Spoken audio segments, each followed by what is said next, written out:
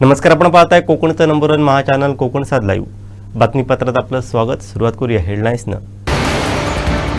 नसरापूर प्रकरण फास्ट ट्रॅकवर चालवणार, मुख्यमंत्र्यांची माहिती। तळेरे बसस्थानकाची दुरवस्था आणि दुधवळीत बिबट्याला केलं रेस्क्यू। आता पाहूया सविस्तर बातम्या।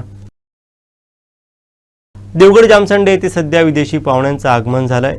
एशियन ओपन बिल स्टॉक असं या पक्ष्याचं नाव आहे। हा मध्यम आकाराचा पक्षी आहे जो मुख्यत्वे दक्षिण आशिया आणि आग्नेय आशियातील दलदली पाणथळ जागा येथे शेती क्षेत्रात आढळतो।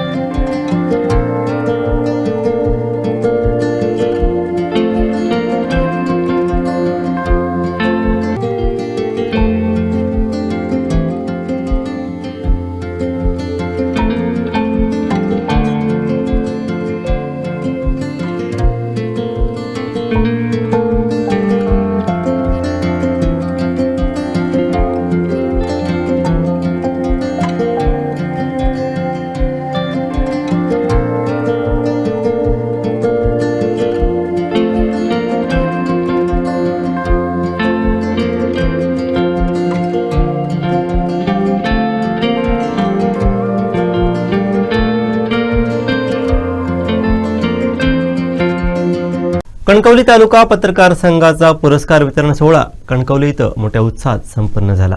पाहूयात।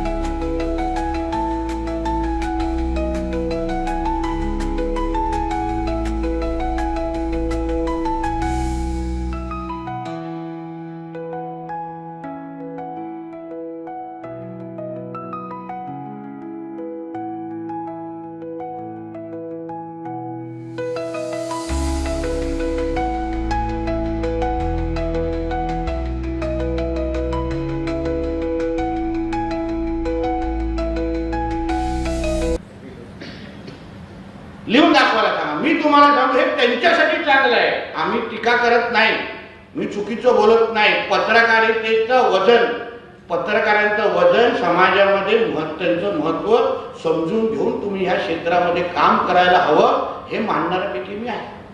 आज बॉर्डरवर असलेला सैनिक, मंत्रालयामध्ये बसलेला मुख्यमंत्री आणि कलेक्टरच्या खुर्चीवर बसलेल्या मॅडम आणि पत्रकार या सगळ्यांची एकच जबाबदारी आहे, काही वेगळी नाही. समाजामध्ये विविध पद्धतीने बदल आणणं, समाजामध्ये लोकांना मदत करणं, ही भूमिका घेऊन अगर आपण सगळेजण काम करत असाल तर मी तुम्हाला बोलतो, आपल्या कणकवली तालुक्याचं आणि सिंधुदुर्ग जिल्ह्याचं भविष्य निश्चित पद्धतीने उज्ज्वल आहे, हे आवर्जून तुम्हाला मी ह्या निमित्ताने सांगेन. आणि म्हणून ह्या पद्धतीची पत्रकारिता व्हावी अशी माझी अपेक्षा आहे.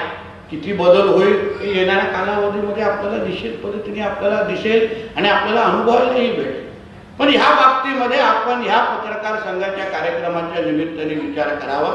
आता आम्ही असे कधी वृत्तपत्रामध्ये पण मला अनुभव आलेले आहेत की बातमी केल्यानंतर दुसरी बाजू चौकटीत पण टाकायची नाही. आपण मोठे मोठे मुद्दे हाताळायला जातो, पण माझं म्हणणं आहे की दुसरी बाजू थोडी चौकटीत टाकली तर वाचकाला कळेल किंवा ही बाजू आहे, दुसऱ्याला ती बाजू आहे. सगळेच असं करतात मी बोलत नाही, पण काही प्रमुख वृत्तपत्र असे केलेले आहेत, त्या संपादकांशी मी बोललेलो आहे.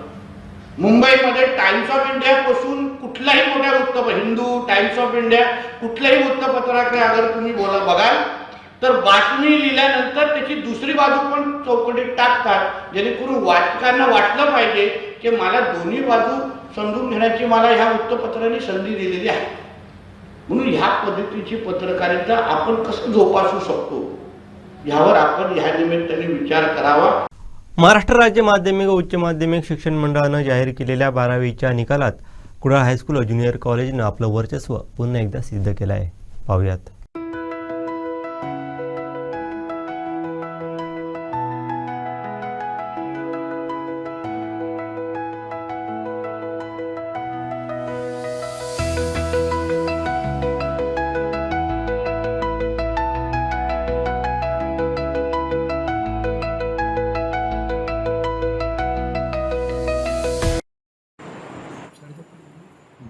पहिलं तुमचं नाव सांगा, नंतर शाळेचं नाव सांगा, सुरुवात.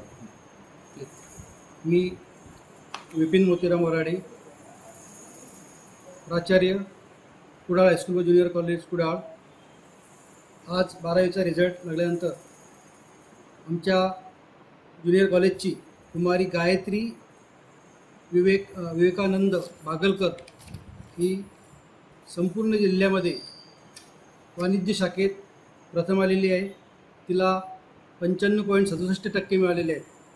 तसेच आमच्या ज्युनियर कॉलेजच्या शाखावाईज विज्ञान शाखेचा 100% निकाल आहे, वाणिज्य शाखेचा 98.78 आणि कला शाखेचा 97.87, व्होकेशनल MCVC विंगचा 100% रिझल्ट आहे. या गायत्री विवेक बागलकर ही प्रथम येऊन आमच्या शाळेचं एक घोषणावा आम्हाला आहे, तिचं आम्ही अभिनंदन करतो आणि तिच्या पुढील वाटचालीस खूप खूप शुभेच्छा देतो. मालवण तालुक्यातील बुदवळे मळेशेत परिसरात एका विहिरीमध्ये पडलेल्या बिबट्याला वन विभागानं सुरक्षित बाहेर काढत नैसर्गिक अधिवासात सोडून दिला आहे. विहिरीत बिबट्या पडल्याची माहिती स्थानिक ग्रामस्थ राजू मुणगेकर व संदीप बुदवळेकर यांनी वन विभागाला दिली. वन विभागाचे अधिकारी, जलद बचाव पथक व ग्रामस्थ यांच्या संयुक्त प्रयत्नातून विहिरीत पडलेल्या बिबट्याला अत्यंत सुरक्षित पद्धतीनं पिंजऱ्यात जीरबंद करण्यात आलं. पशुवैद्यकीय अधिकाऱ्यांनी त्याची तपासणी केली असता बिबट्या पूर्णपणे सुस्थितीत असल्याचं आढळून आलं. त्यानंतर त्याला त्याच्या नैसर्गिक अधिवासात मुक्त करण्यात आलं. तळेरे एसटी बस स्थानकाच्या झालेल्या दुरावस्थेबाबत सामाजिक कार्यकर्त्या अस्मिता तळेकर यांनी आवाज उठवला आहे. पाहूयात.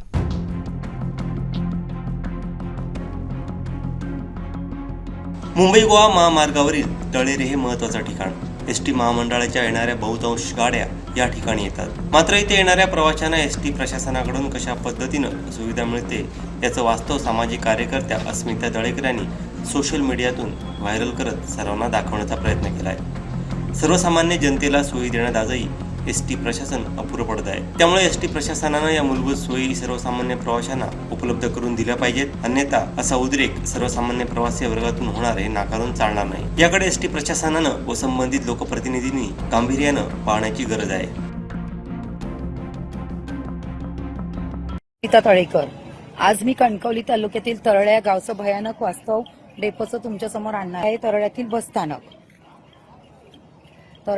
स्थानक हे कणकवली तालुक्यातील इथे बस स्थानकाच्या बाजूला एक बाजारपेठ देखील आहे. बाजारपेठेतील काही प्रशासकीय अनावस्थेमुळे प्रवाशांचं जगणं कठीण झालेलं आहे. माझे मुख्य मुद्दे असे आहेत की सर्वात संतापजनक बाब म्हणजे अशी आहे की येथील महिला स्वच्छतागृहांचे दरवाजे नाही आहेत. परिस्थिती माता भगिनींनी आपली सुरक्षा आणि अब्रू कशी जपायची. या महिलांना प्रश्न असा आहे माझा की या महिलांनी या असल्या घाणेरड्या तुटलेल्या दरवाजामध्ये बाथरूमला ज्या महिला जात आहेत त्यांनी आपली अब्रू कशी जपायची. स्थानकातील स्वच्छतागृह अक्षरशः तुंबलेली आहेत. सांडपाणी बाहेर वाहत आहे. मी तुम्हाला त्याचं दाखवते. दुर्गंधी कशी पसरली आहे, प्रवाशांचे कसे हाल होत आहे. ह्याच्यामुळे आरोग्याला महिलांचा धोका निर्माण झालेला आहे. हे आहे सगळं संडासचं पाणी बाहेर येत आहे आणि ह्याचे दरवाजे असे तुटलेले आहेत. ही सगळी घाण आहे. येथील महिला कशा आतमध्ये जाणार हे मला परिवहन मंत्री प्रताप सरनाईक यांना मी सर्व निदर्शनास आणून दिलेलं आहे. तुम्ही स्वतः बघा, तुम्हाला समजेल. बाब अशी आहे की स्वच्छतागृहांना दरवाजे तर नाहीच आहेत. माता भगिनी आमच्या सुरक्षित नाहीत आहेत. यांची अब्रू कशी जपायची हा अस्मितेचा आमचा प्रश्न आहे. स्थानकातील स्वच्छतागृहे अक्षरशः तुंबलेली आहेत. सांडपाणी बाहेर वाहून जात आहे. दुर्गंधी पसरलेली आहे. एवढी बिकट परिस्थिती असून एसटी प्रशासन आणि जिल्ह्यातील जबाबदारी लोकप्रतिनिधी याकडे दुर्लक्ष करत आहेत. हे त्यांचं कर्तव्य नाहीये का. आतमध्ये पाणी नाही आहे, महिलांना जायला जागाच नाहीये, सांडपाणी बाहेर येत आहे. पाण्याची टाकी हे आहे 1960 पासूनच हे बस डेपो आहे. याच्यामध्ये कोणतीच सुव्यवस्था नाही आहे. ना पाणी ना बाथरूम. मग महिलांनी कसं सुरक्षित राहावं. एक बिकट परिस्थिती झालेली आहे इकडची. आणि इकडचे जे काही अधिकारी आहेत त्यांना सांगून देखील ते दुर्लक्ष करत आहे. आणि ह्याचे सर्व पाठपुरावा करून मी प्रताप सरनाईक यांची भेट घेऊन, हे सरनाईक साहेब आरोग्य आपले परिवहन मंत्री असल्यामुळे मी सगळं त्यांच्या निदर्शनास आणलेलं आहे. 60 वर्ष 70 वर्ष जुना हा डेपो आहे. ही सर्व परिस्थितीचे पुरावे मी दिलेले आहेत. प्रशासनाला माझा आता थेट इशारा आहे, जोपर्यंत तरळे बस स्थानकाची सुविधा तुम्ही सुधारत नाही आहे तोपर्यंत आम्ही असे शांत बसणार नाही. भाजपा महाराष्ट्र प्रदेशाध्यक्ष रवींद्र चव्हाण पुरस्कृत सावंतवाडी नगर परिषद पर्यटन आणि उद्यान सभापती मोहिनी मडगावकर यांच्या संकल्पनेतून जिल्हास्तरीय खुल्या एकेरी कॅरम स्पर्धेचे आयोजन करण्यात आलं होतं. याला स्पर्धकांचा उदंड प्रतिसाद मिळाला आहे. पाहूयात. सिंधुदुर्ग डिस्ट्रिक्ट कॅरम असोसिएशनच्या मान्यतेनं आणि सचिन घाडी मित्रमंडळाच्या सहकार्यानं ही स्पर्धा सावंतवाडीतील काजी शहाबुद्दीन हॉल येथे आयोजित करण्यात आली होती. याचा शुभारंभ सभापती मोहिनी मडगावकर यांच्या हस्ते करण्यात आला. यावेळी सभापती दीपाली भालेकर, नगरसेविका सुकन्या टोपले, गीता नाजगावकर आदी उपस्थित होते. या स्पर्धेत सहभागी सर्व खेळाडूंना असोसिएशनकडून मोफत टी शर्ट दिलं गेलं. मोठा प्रतिसाद या स्पर्धेला लाभला. यावेळी गोट्या सावंत, शुक्राचार्य म्हाडेश्वर, ओंकार कुबल, अनिल कम्मार, प्रकाश प्रभू, संतोष बनसोडे आदींसह सिंधुदुर्ग डिस्ट्रिक्ट कॅरम असोसिएशन व सचिन घाडी मित्रमंडळाचे सदस्य उपस्थित होते. नसरापूर प्रकरणी मुख्यमंत्री देवेंद्र फडणवीस यांनी काय प्रतिक्रिया दिली पाहूयात. मी काल स्वतः पीडितेच्या वडिलांशी 2 वेळा बोललो. मी त्यांना हे समजावून सांगितलं की आपल्याला नराधमाला मृत्यूदंडाची शिक्षा करून घ्यायची आहे. त्याकरता वेळेत चार्जशीट दाखल होणं आणि केस चालणं याकरता आम्ही माननीय हायकोर्टाच्या माध्यमातून सगळ्या गोष्टीला फास्ट ट्रॅकवर नेतो आहोत. रेकॉर्ड वेळेत काम करण्याचा आमचा या संदर्भातला प्रयत्न आहे. लोकशाहीमध्ये आपल्याला सगळ्यांनाच असं वाटतं की अशा नराधमाला भर चौकामध्ये फाशी दिली पाहिजे, पण ती लोकशाहीत करता येत नाही. लोकशाही कायद्याने चालते, पण कोणाला कायद्याचा दुरुपयोग करता येऊ नये या दृष्टीनं कुठलाही लूपहोल न ठेवता या नराधमाला यमसदनी कसं पाठवायचं, त्याला मृत्यूदंडाची शिक्षा कशी होईल, अशा प्रकारचा संपूर्ण प्रयत्न हा राज्य शासनाच्या वतीनं त्या ठिकाणी केला जाईल. न्यायालयातनं हे प्रकरण वेगानं मार्गी लावलं जाईल. तशा संदर्भातलं एक लेखी पत्र देखील आम्ही पीडितेच्या कुटुंबाला दिलेलं आहे. घटना गंभीर आहे, रोष देखील साहजिक आहे. नागरिकांचा रोष असणं काही हे चुकीचं नाहीये. मला असं वाटतं एवढंच आहे की त्या ठिकाणी काही लोक हे त्याही परिस्थितीचा फायदा घेऊन काही वेगळ्या पद्धतीचं वळण लावण्याचा प्रयत्न करत होते. पण मी मुलीच्या वडिलांचे आभार मानतो की त्यांनी ती परिस्थिती समजून घेतली आणि सीपींशी चर्चा केल्यानंतर त्यांनी हा निर्णय केला की आम्ही हे कॉल ऑफ करू. दुर्दैवाने काही लोक त्यांनाही जाऊ देत नव्हते, त्यांनाही अडवायचा प्रयत्न करत होते. ते लोकही कोण आहेत हे लक्षात आलेलं आहे, पण ठीक आहे, आता त्याच्याबद्दल फार काही आपल्याला करायचं नाही आहे. मात्र मुलीच्या वडिलांनी जो काही त्या ठिकाणी ती भूमिका घेतली त्याबद्दल आम्ही त्यांचे आभारी आहोत आणि या कुटुंबाच्या पाठीशी आम्ही शक्ती ताकदीनं उभे राहू. म्हणूनच आता त्याचे जुने गुन्हे देखील काय आहेत हे शोधून काढले जातील. कोणी लॅप्सेस ठेवले होते का ते देखील बघितलं जाईल. डिजिटल मीडिया संपादक पत्रकार संघटनेच्या वतीनं आयोजित तिसरं राष्ट्रीय महाअधिवेशन 2026 येत्या 4 मे रोजी गोव्याची राजधानी पणजी येथील कला अकादमीत संपन्न होणार आहे. या अधिवेशनात विविध क्षेत्रात उल्लेखनीय कामगिरी करणाऱ्या मान्यवरांना राष्ट्रीय गौरव पुरस्कार 2026 देऊन गौरविण्यात येणार आहे. गोवा राज्याचे मुख्यमंत्री डॉक्टर प्रमोद सावंत यांच्या हस्ते या महाअधिवेशनाचं उद्घाटन पार पडणार असून पत्रकारिता आणि तंत्रज्ञान या विषयांवर महत्त्वपूर्ण परिसंवादाचंही आयोजन करण्यात आलंय. पत्रकारितेचे बदलते टप्पे आणि आव्हान यावर कोकणसातचे संपादक संचालक संजय ढवळीकर यांच्या विशेष परिसंवादाचं आयोजन करण्यात आलंय. दिग्गजांची उपस्थिती या अधिवेशनाला लाभणार आहे. अधिवेशनाचं उद्घाटन 4 मे 2026 रोजी सकाळी 10 वाजता गोव्याचे मुख्यमंत्री डॉक्टर प्रमोद सावंत यांच्या हस्ते होणार आहे. या कार्यक्रमाला प्रमुख पाहुणे म्हणून केंद्रीय ऊर्जा राज्यमंत्री श्रीपाद नाईक, महाराष्ट्र राज्याचे मंत्री चंद्रकांत पाटील, गोव्याचे समाज कल्याण मंत्री सुभाष फळदेसाई यांच्यासह महाराष्ट्राचे मंत्री जयकुमार गोरे, मंत्री उदय सामंत, गोवा खासदार सदानंद तानावडे, गोवा मंत्री रमेश तवडकर, महाराष्ट्राचे आमदार निलेश राणे, डॉक्टर ओमप्रकाश शेट्टे, आमदार शिवाजी पाटील, रामकृष्ण वेताळ, गोव्याचे माजी उपमुख्यमंत्री चंद्रकांत कवळेकर आदींची प्रमुख उपस्थिती यावेळी लाभणार आहे. तसेच महाराष्ट्र आणि गोवा राज्यातील अनेक खासदार आणि आमदार उपस्थित राहणार असून संघटनेचे संस्थापक अध्यक्ष राजा माने यांच्या मार्गदर्शनाखाली हे अधिवेशन पार पडते. यावेळी विविध क्षेत्रात आपल्या कार्याचा ठसा उमटवणाऱ्या मान्यवरांना पुरस्कार प्रदान करण्यात येणार आहे. यात कमलाकांत तारी गोवंश संवर्धन, डॉक्टर महुआ साहा शास्त्रज्ञ, आमदार निलेश राणे उत्कृष्ट कार्यपटू, कमलेश बांदेकर योग प्रसारक, दीपक नार्वेकर उत्कृष्ट प्रशासन, गुरुप्रसाद पावसकर आयुक्त दिव्यांग संचालनालय, नेहा आंग्रे गावस सामाजिक कार्य, प्रकाश कुलकर्णी कृषी, माणिक शेडगे सामाजिक कार्य, निलेश सांबरे ग्रामसेवा, प्राध्यापक विशाल गरड लोक व्याख्यानकर, सौ राधा खताळ सर्वोत्कृष्ट सरपंच, गोवर्धन दराडे अनाथ संगोपन, संतोष ठोंबरे उद्योग व समाजसेवा, पोष गुप्ता गोसेवा, राजेंद्र अग्रवाल सामाजिक कार्य, राजेंद्र पाठक बालमदत, विकास देशमुख आरोग्य सेवा, चित्रदाई क्षीरसागर कवयित्री व साहित्यिक, ग्रामविकास संस्था नागझरी सातारा जलसंधारण व ग्रामविकास संस्थापक पुरस्कार प्रदान करण्यात येणार आहे. दरम्यान दुपारच्या सत्रात पत्रकारिता आणि सामाजिक विषयांवर परिसंवाद आयोजित करण्यात आले. पत्रकारितेतील बदलते टप्पे आणि आव्हानं यावर कोकणसाचे संपादक संचालक संजय ढवळीकर मार्गदर्शन करणार आहे. अभिव्यक्ती स्वातंत्र्याचे संविधानिक स्वरूप यावर ॲडव्होकेट संदीप कायदे, समाज माध्यमांच्या न्यायालयीन प्रक्रियेतील अडथळा यावर ॲडव्होकेट नकुल पारसेकर, एआयचा डिजिटल मीडियातील प्रभावी वापर यावर सौमित्र देसाई यांच्या परिसंवादाचं आयोजन करण्यात आलं. दुपारी 2:30 वाजता राज्याचे उद्योग व मराठी भाषा मंत्री उदय सामंत यांची प्रकट मुलाखत ज्येष्ठ पत्रकार राजा माने घेणार आहेत. दिवसभर चालणाऱ्या या अधिवेशनाची सांगता सायंकाळी 4 वाजता होईल.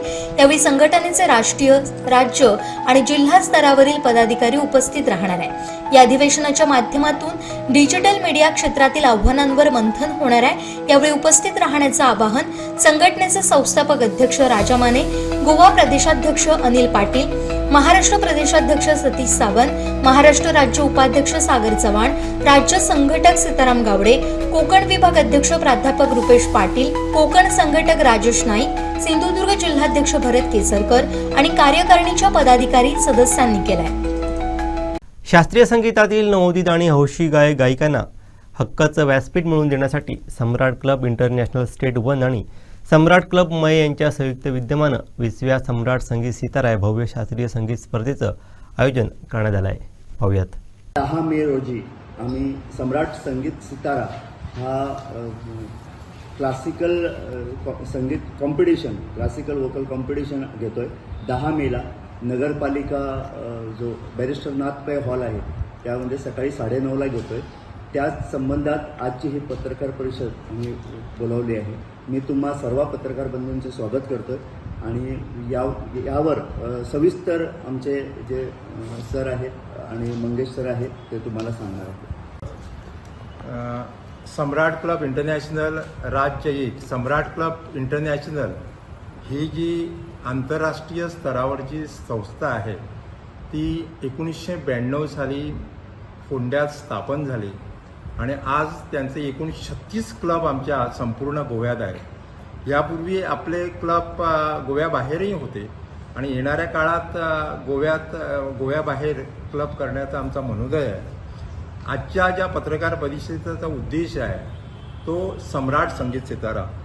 सम्राट संगीत सितारा गोव्यातील ही सम्राट क्लब इंटरनॅशनलची ही एकमेव देशातील एकमेव स्पर्धा आहे जी शास्त्रीय संगीताला उत्तेजन देणारी आहे आणि ही साधारण 19 वर्षापूर्वी आणि यंदा 19 वर्षापूर्वी सम्राट क्लब इंटरनॅशनल राज्य 1ने सुरू केली आणि या स्पर्धेतून नवे उभरते शास्त्रीय गायक कलाकार निर्माण झाले आणि आज ते प्रस्थापित कलाकार म्हणून संपूर्ण देशात वेगवेगळ्या ठिकाणी त्यांनी स्थान मिळवलं आहे. आणि याच एकूण प्रवासाचा यंदाची ही द्विदशकपूर्ती सोहळा, द्विदशक म्हणजे 20 वर्षात आपण हे सतत करत आहोत आणि ह्या सम्राट संगीत सिताराच्या या 20व्या पर्वासाठी आपल्याला गोवा कला आणि संस्कृती संचालनालयाचं सहकार्य आहे. त्याशिवाय मंगेश गावकर अँड असोसिएट्स जे इन्व्हेस्टमेंट अँड इन्शुरन्स या क्षेत्रामध्ये आहेत त्यांचं पण सहकार्य आहे. आराध्य रिअल इस्टेट्स टूर्स यांचं पण आपल्याला या स्पर्धेसाठी सहकार्य, आर्थिक सहकार्य आहे. आणि ही स्पर्धा गेल्या वर्षी आपण सावंतवाडीत प्राथमिक फेरी घेतली होती आणि ही दुसऱ्यांदा आपण घेतो आहे. आणि ही सम्राट संगीत सिताराची जी दुसऱ्या वर्षीची फेरी आहे ती सम्राट क्लब मय जो आपला एक असा क्लब आहे जो व्हायब्रंट क्लब आहे, ज्याचे क्लबाचे जे अध्यक्ष आहेत अतिशय तळमळीचे आहेत आणि या गेले कित्येक दिवस ते सावंतवाडीत येतात जातात. आणि कारण काय, कुठल्याही भावसंगीत, सुगम संगीत, भक्ती संगीत या स्पर्धेला स्पर्धक खूप येतात पण शास्त्रीय संगीताच्या स्पर्धेसाठी मुलं मिळणं खूप कठीण होतं. आणि आपल्याकडे जो ते डिटेल सांगतील तुम्हाला, आपल्याकडे जो हा स्पर्धेचा जो हे आहे नियम आहेत ते मंगेश गावकर हे गेल्या वर्षी सम्राट क्लब माशेलचे अध्यक्ष होते आणि यंदा सम्राट क्लबने त्यांना जो सम्राट संगीत सितारा आहे त्याचे चेअरमॅन म्हणून अपॉइंट केलेलं आहे. आणि या सगळ्या एकूण 5 जे डिटेल सांगतील, एकूण 4 प्रिलिमिनरी राऊंड होणार आहे, त्याच्यानंतर सेमीफायनल आणि फायनल असा हा प्रवास साधारण 10 मे ते 21 मेपर्यंत 21 जूनपर्यंत चालणार आहे. आणि हा 21 जूनपर्यंत ज्या चालणार आहे त्याची जी वर्किंग कमिटी आहे त्या आपल्या सपना मातोंडकर आहेत, ज्या खजिनदार आहेत या सम्राट संगीत सिताराच्या आयोजन समितीच्या. या सम्राट संगीत सिताराचं एक वैशिष्ट्य म्हणजे गेल्या वर्षी आपल्याकडे साधारण 50च्या आसपास स्पर्धक सहभागी झाले होते आणि विशेष करून जे सावंतवाडी झालं तिथं आपल्याला सर्वाधिक म्हणजे साधारण 18-19 स्पर्धक झाले.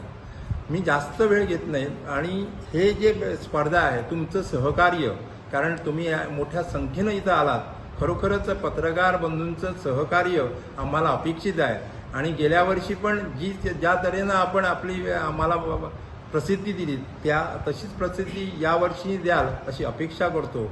आणि डिटेल सम्राट संगीत सिताराच्या डिटेल जे आहे ते आपले सम्राट संगीत सितारा चेअरमॅन आहेत सम्राट मंगेश गावकर हे देतील. माजी अध्यक्ष सम्राट क्लब मार्सेल आणि आता चेअरमॅन म्हणून सम्राट संगीत सितारा 2026. आमचे राज्य अध्यक्ष शशिकांत पुनाजी सर, तसेच नरेश पेडणेकर जे सम्राट क्लबचे अध्यक्ष आहे, माझे मित्र चेतन, त्यांचं चांगलं काम इकडं सावंतवाडी वेंगुर्ला इकडे पण चाललं आहे डेव्हलपमेंटच्या दृष्टिकोनाने. आणि ट्रेजरर आणि इतर सदस्य पण आलेले आहे आमचे. तर ही स्पर्धाच्या वेळी मी हा शब्द चळवळ मुद्दाम सांगू इच्छितो, कारण ही चळवळ गेले 19 वर्ष आपण करतो आणि त्यातून माणसं गायन गाणारी माणसं घडवलेली आहे जवळपास 19 वर्षात. आणि हे 20वं एक वेगळं आगळं वेगळं एडिशन आणि आपण सावंतवाडीवरून सुरू करतो. फर्स्ट प्रिलिमिनरी राऊंड जो 10 मेला म्युन्सिपाल्टी हॉलमध्ये आपण करणार आहोत. त्यावेळीस मी सगळ्या तुमच्या पत्रकार बंधूच्या यांच्या थ्रू मेसेज पोचवायला सांगतो की ही फक्त स्पर्धकापुरती नव्हे किंवा त्यांच्या पॅरेंट्सला, बाकीचे लोकांना पण ही ओपन आहे. तर तुम्ही जरा म्हणजे अशी मेसेज कन्वे करा की त्यांना ती एक स्फूर्ती भेटू दे, म्हणजे लोक पण अटेंड करू शकाल. कारण आपण जवळपास 500 कॅपॅसिटीचा हॉल पण बुक केलेला आहे.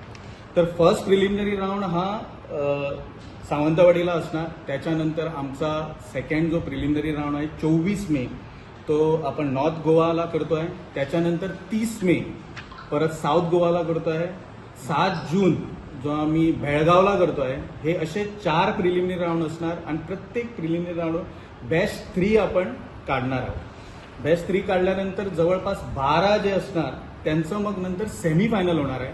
ती पणजीला कला अकादमी ब्लॅक बॉक्समध्ये होणार आहे. ती आमची 17 जूनला होणार आहे आणि त्याच्यानंतर आमची 14 जूनला होणार. शेवटी ठळक घडामोडी पुन्हा एकदा. नसरापूर प्रकरण फास्ट ट्रॅकवर चालवणार, मुख्यमंत्र्यांची माहिती. तळेरे बसस्थानकाची दुरवस्था आणि दुधवळीत बिबट्याला केलं रेस्क्यू. बातमीपत्रात वेळ झाली ते थांबण्याची. पाहत राहा बदलत्या कोकणचा बुलंद आवाज. कोकणचं नंबर 1 महा चॅनल कोकण साध लाईव्ह. धन्यवाद.